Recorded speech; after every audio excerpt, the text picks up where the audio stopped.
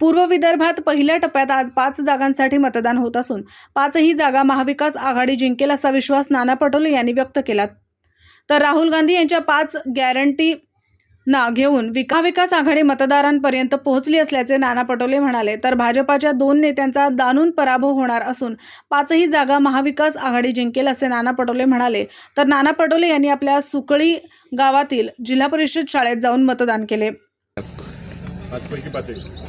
विदर्भातल्या पहिल्या टप्प्यातल्या या 5ही निवडणुकीमध्ये 5ही जागा निवडून येतील, कारण की ज्या पद्धतीनं 10 वर्षात नरेंद्र मोदीच्या आणि भाजपच्या सरकारने जी संविधानिक व्यवस्थेचा खात्मा करण्याचा जो प्रयत्न त्यांनी चालवलेला होता त्याचा विरोध जनतेमध्ये आहे।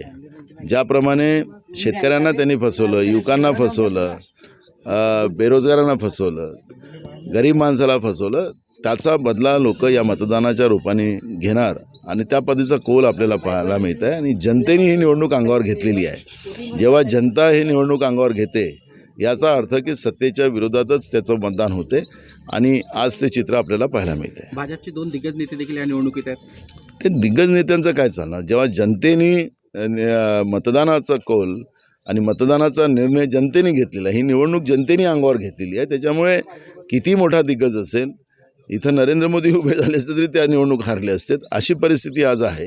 आणि त्याच्यामुळे जनतेने जेव्हा निवडणूक अंगावर घेते तेव्हा सत्ता पक्षाच्या विरोधातच निवडणुकीचा कौल जातो आणि ते चित्र तुम्हाला या निवडणुकीमध्ये पाहायला मिळणार आहे।